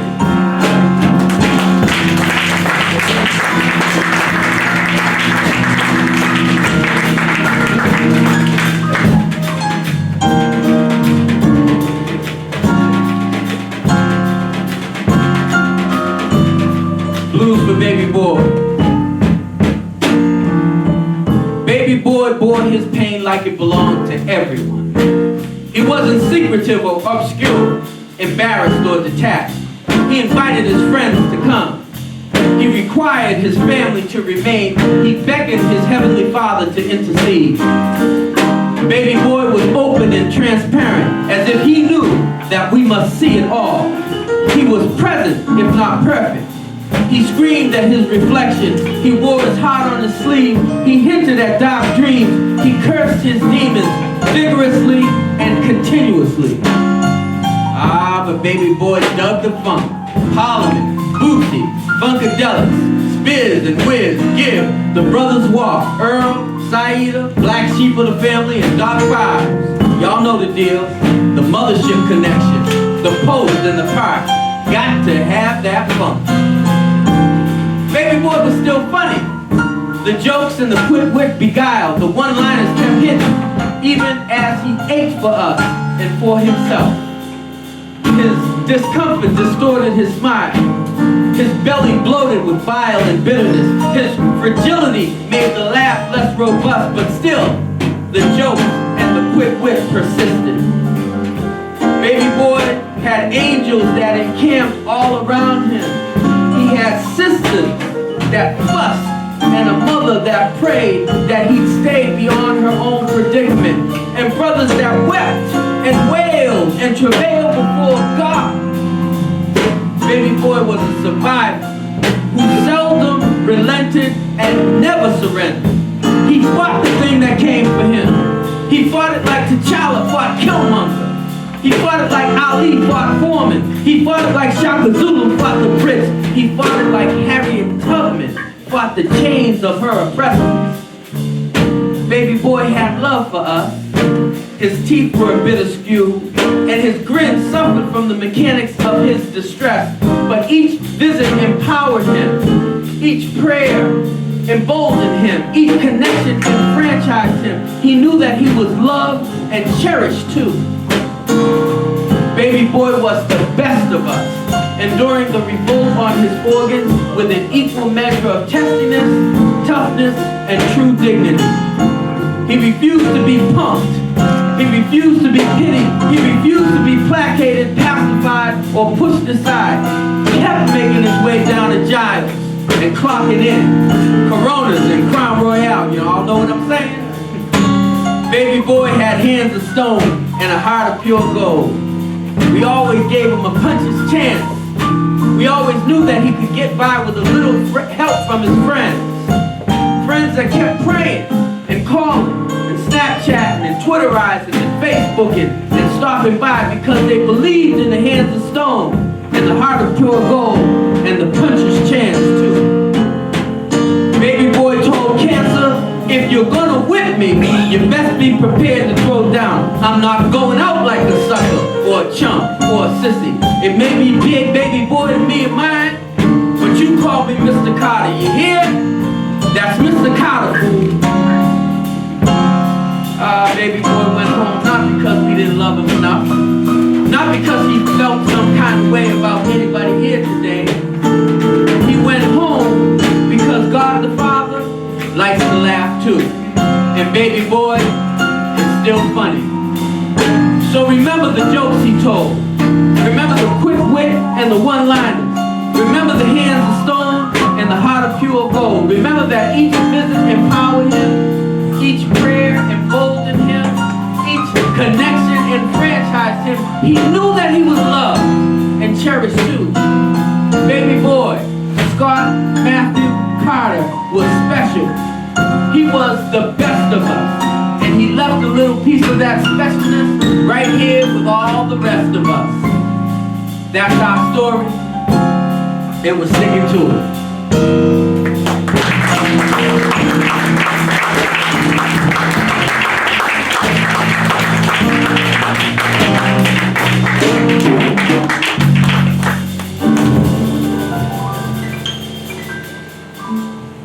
Thank you. When my baby brother just last year, went home to be with the Lord, that was one of the pieces that I had for his homegoing service, and we always get a little choked up when I'm doing that one, but he was a funny cat, you know. If you knew Scott, man, that dude had jokes. He had mad jokes. He had a very dry sense of humor. You know, he liked a little taste from time to time. You know, and Giles is a liquor store down the way that he used to work at, so he was the neighborhood's packy. And he took care of folks real well. We loved him. We love him. We'll always love him. You know, I'm sorry I didn't mean to put my sister to a place of tears, but I know they're tears of joy because we loved that brother. Yeah. Loved him. All right. So I'm going to go in a slightly different direction now. Those pieces are actually both in book 4 as well. Brown Skin and the Burden of Proof. And this piece that I'm getting ready to do is as well. For those of you that love jazz and you know are a little familiar with the jazz canon, there are several songs that are considered to be like the standards of American jazz. And one of them is a tune by John Coltrane called Naima. And I wrote this piece really as an homage to that track. And this piece is called Reprise for Naima. So my brothers back here, you know, Naima wasn't necessarily in their catalog, so they were good enough to learn this cut for me from scratch, and they really do a wonderful job with it. So I'm looking forward to the backing.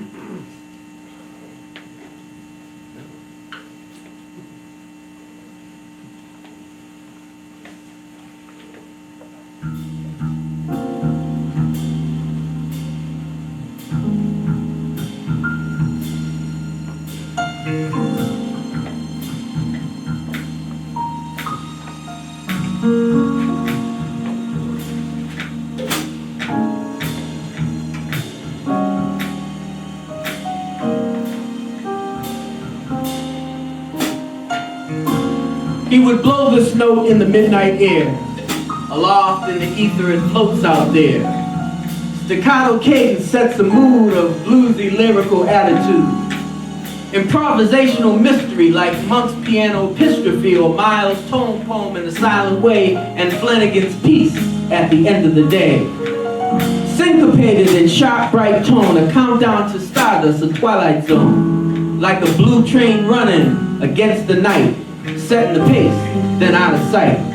With Hartman crooning or bags on vibes, trios, duets, quartets, and tribes. The blues, the ballads, the avant-garde, incredibly gorgeous, impossibly hard. Giant steps move us miles ahead. cooking up bar for Harlem street cred. Melodies hand to the harmony wed. Piano's lullaby fresh in the bed. Rhythm rocks where the drummer led. Rhythm rolls where the bass man sped. Rhythm birthed what the saxophone bred. Rhythm heard what the master said. How could he make the bitter taste sweeter? How could the tortured mind delete her? How could the mellowed scotch be neater? How could the smoke from each cigarette create blue notes that cast the net? Create blue beads of cascading sweat? Create blue haze that confounds regret? Create blue nights that we can't forget? Coltrane's notes are a crystal scale, a velvet scream in the urban travail, the heavenly riff of a love supreme, the pungent riff of a lover's dream. Coltrane's notes are a cozy romance, the breeze and bounce of a bop and a dance, the languid lilt of Stray's lush light, the cadence cut by the artist's knife. Coltrane's notes are standard refined like gold in a pan or gemstones mined, the sparkling glow of a hopeful dream, hot black coffee with a hint of cream. Coltrane's notes are Naima's reprise like madness that brings a man to his knees, or sadness that comes when lovers part, the gladness removed from the balladier's heart. A tight arrangement cuts the gloom. The melody says that love's in bloom. The harmony spirit engulfs the room. The bride says yes to her lyrical groom. The groove and the beat that jump the broom. The kick drum resounds with a sonic boom as genius is birthed in a soul-filled womb. Musical mythology mocks a twisted path the hero walks. With shield and sword the hero stalks. The temptress shakes her twisted locks. Medusa snakes his vision shocks. Holds up the mirror to stony blocks. The harp and the horn melt icy rocks. Serpents retreat and symphony talks. Love's door opens as lyric knocks. Coltrane's notes are a roller coaster, a hallelujah and a paternoster. The glorious jolt of the maestro's hand, the saxophone titan is in command. Coltrane's notes are a crazy rhythm, the squawk of chords played in playful schism. The frenetic pace of Mr. PC, the coolest round midnight will ever be. Coltrane's notes are genius refined like gold in a pan or gemstones mined, the sparkling glow of a hopeful dream, hot black coffee with a hint of cream. Coltrane's notes are Naima's reprise, like madness that brings a man to his knees, or sadness that comes when lovers part, the gladness revived by the balladier's heart.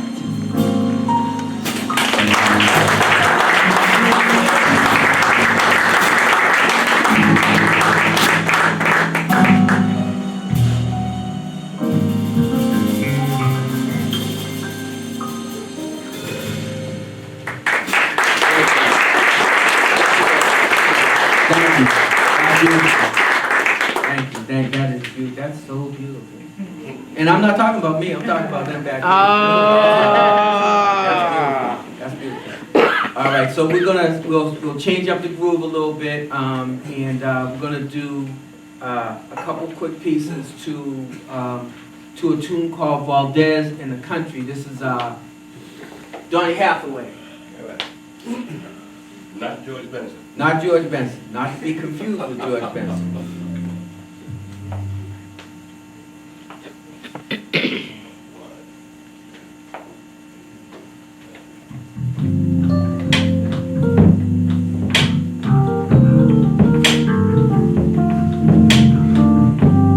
This piece is called Hard by the Mystic.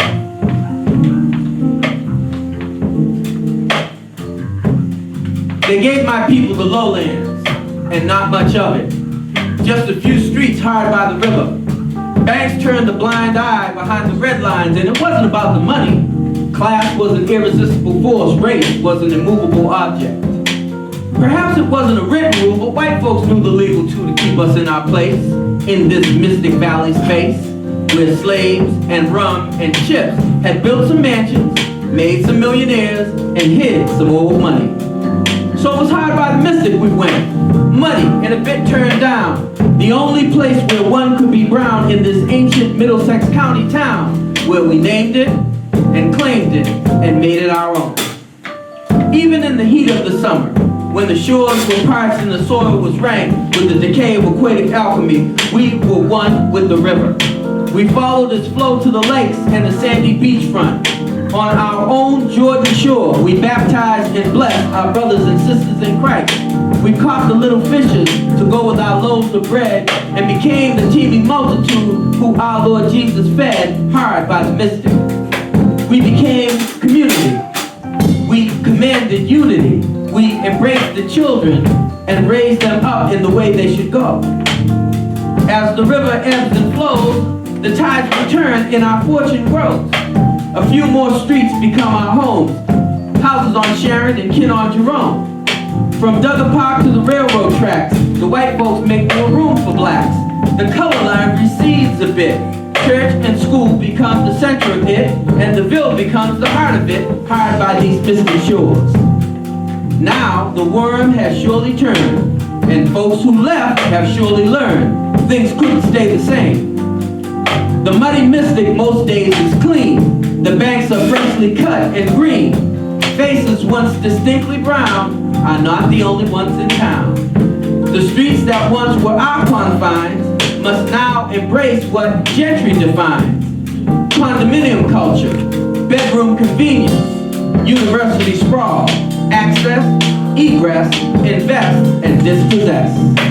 Now those lowlands have become the highlights of a trending city, and sometimes success isn't pretty when it's at the expense of your black and brown and tan friends. And yet, the river still turns and bends from where it begins to where it ends. The only place where one could be brown in this ancient Middlesex County town, where we named it and claimed it and made it our own.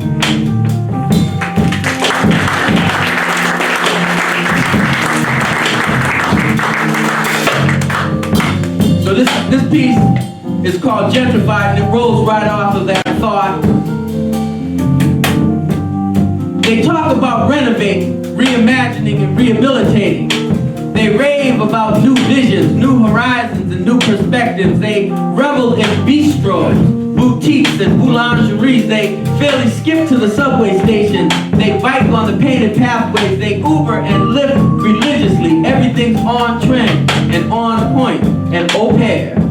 They've codified the way they speak about what used to be urban blight, eyesores, drug debt, crack houses, tenements, and slums, the ghetto. They modified the way they speak about what we now see. Makeovers, investment properties, B&Bs, brownstones, townhouses, condos, and co-ops. Everything's vintage, bohemian, artsy, and retro, with creative green spaces and lofty open places. Speculators bought lower than low, patiently waiting for the change, waiting for the junkies to move on, waiting for the squatters to give up, waiting for the black and the brown and the tan to fade. They waited for the graffiti to erode. They waited for the chain link to corrode. They waited for the families to implode. They waited for the prices to explode. They waited and they calculated. They waited as folks capitulated. They waited as folks migrated. They waited as folks evacuated. Then the realtors came and dispelled white folks' fears. The architects came and re-engineered. The designers came and changed the veneers. The builders came and the new folk cheered. Now they've moved closer to work in the city, to quartz countertops that make kitchens pretty, to charter schools, nannies and drivers, and bike frames made with carbon fiber, to Starbucks lattes and artisanal breads and articulated sleep number beds, to million-dollar urban showplaces and fewer black and brown faces. They showed us their heels when they took the white flight. Then they crept back in the dead of the night. With fat bank accounts, they are IPO wealthy. Their move to displace is measured and stealthy. All the potholes now smoothly paved over. Brown folks got schooled like the Curry crossover. White folks doing a long-term Extreme home makeover. With a spoonful of sugar, they took all the clover. Changing the context of neighborhood with subway tile and exotic wood. Harlem, Detroit, and Chicago South Side. Boston South and surely gentrified. Emptied the church, emptied the steeple. Now it's a spot for the chai drinking people. Took down the poles of the basketball hoops. Now it's a park for the dog walking troops. No more rec and community center, but a new parking lot for the monthly renter. Some folks hang on, but the die is cast. The fire consumes and the torch is passed. Invisible lines are drawn again, and the folks can't buy what the banks won't lend. Some folks keep their roots in the ground, but the waiting game is deep and profound. They tour the streets noting history, yet what they want is no mystery. Harlem, Detroit, and Chicago South Side, a reoccupation is being applied. The model cities that trickle down no longer suited to black and brown.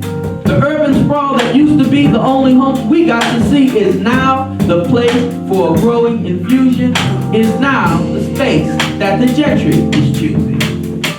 Low-rise projects slowly yield to equity building leases sealed to folks who came from far afield, who won the fight when the poor folk afield, to lawyers and doctors and high-tech heroes with trust fund ones and hedge fund zeros. No preserving community, no real thought of legacy. A small plaque here, a street sign there, nothing that bronzes the atmosphere. Oakland, Brooklyn, and New Orleans, all made targets by whites with means.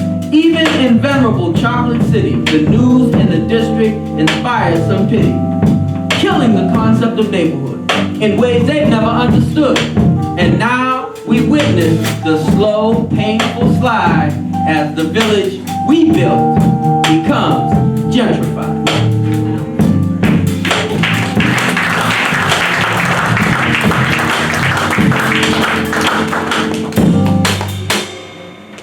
Wow.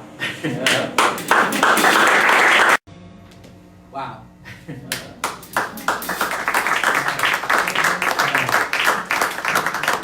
All right, so we had some more things planned. We're right up against 10 o'clock. Will you give me a few more minutes? Yeah. All right, sure. That's not a resounding yes. All right, well, let's see what we can get to. Let's do Native Son, and maybe we'll end with that.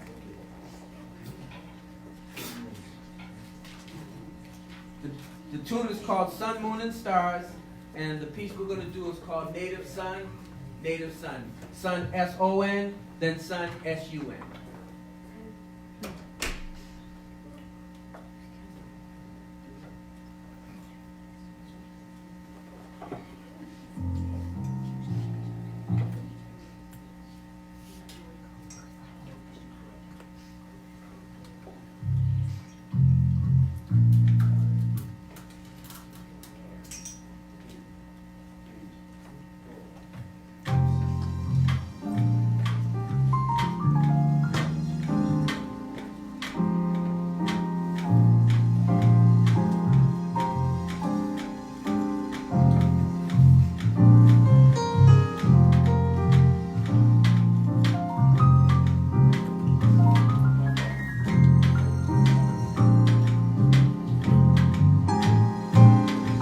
Child of native soils, native sun, and silent subjugation in this dream called America, in this scheme called America.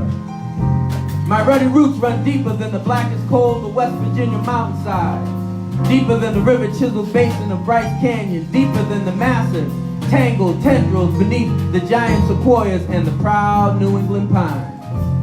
I was 1,000 nations before 1,000 nations invaded my shores for this dream called America, for this scheme called America.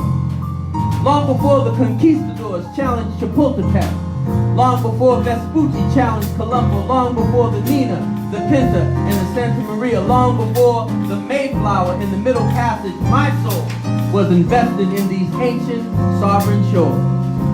I was Comanche and Cree and Choctaw, Sioux and Seminole and Shawnee, Arapaho and Apache and Apalachicola, 1,000 nations before 1,000 nations invaded my shores. I was tied to the land, to its spirit gods and its dancing deities, to the song of the drum and the chant of my ancestors. I made daily sun salutations. I made nightly lunar lamentations. I sacrificed to the Great Father and the bountiful mother of my existence. I tilled her fields gently, hunted her forests reverentially, and fished her waters respectfully. I ran with the wolves and followed the eagle's flight on the wild Appaloosa. I wore the feathers of the hawk and the grizzly's hardy coat, the Brahma bull's hide to honor my kills and to become the essence of my animal kin. I didn't plot counties and towns and cities on a grid. My people had no concept of owning Mother Nature's bounty or stealing the Great Father's purple mountains' majesty and amber waves of grain.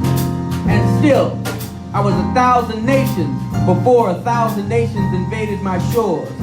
I was Blackfeet and Blood and Bannock, Inuit and Iroquois in Iowa, Wampanoag and Wichita and Winnebago. I never knew smallpox, whooping cough, cholera, and 1,000 other plagues until 1,000 other nations invaded my shores. I never knew chattel slavery, environmental atrocity, and wholesale genocide until 1,000 other nations invaded my shores. I never knew raging alcoholism, widespread drug addiction, rampant TH suicide, and relegation to the reservations until 1,000 other nations invaded my shores. I've seen my proud native tongues all but disappear amid the centuries-old assault of the King's English.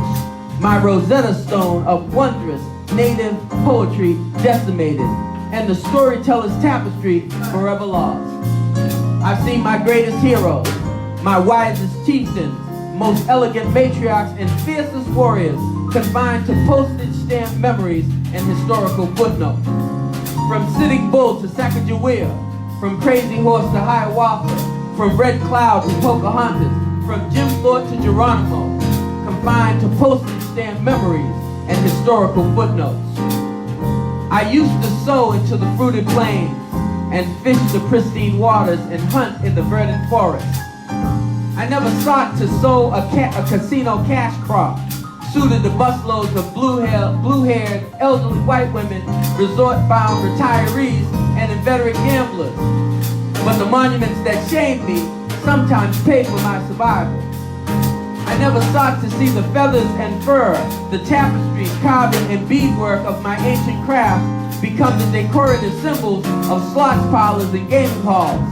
But sometimes the monuments that shame me pay for my survival. And I am yet Kiowa and Lakota and Kickapoo, Mohican and Micmac and Mohawk, Ottawa and Osage and Oneida. I am yet 1,000 nations amid the 1,000 nations that now call this nation home. I am the child of the tale of tears and the reservation's somber reality, living quietly and crying out softly from the shadows of the heartland, crying out softly to the dream called America and the scheme called America.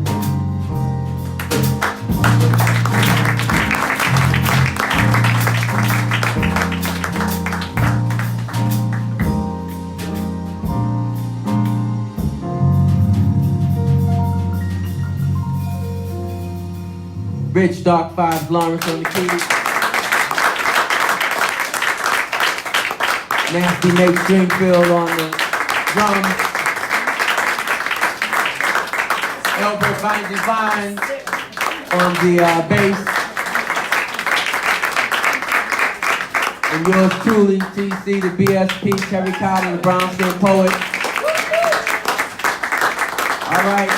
All right, so that's it for this evening's Words and Music.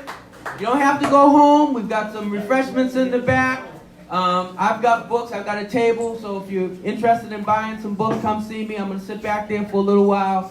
But I really appreciate your attention and your participation in tonight's evening. I want to thank again the ladies that came and sat on the panel, the gentlemen as well. Hope y'all have a wonderful night. Hope to see you again. Words and Music in May. We've got something new. We don't know exactly what it'll be, but it'll be something good, I promise you. Have a good evening, everybody.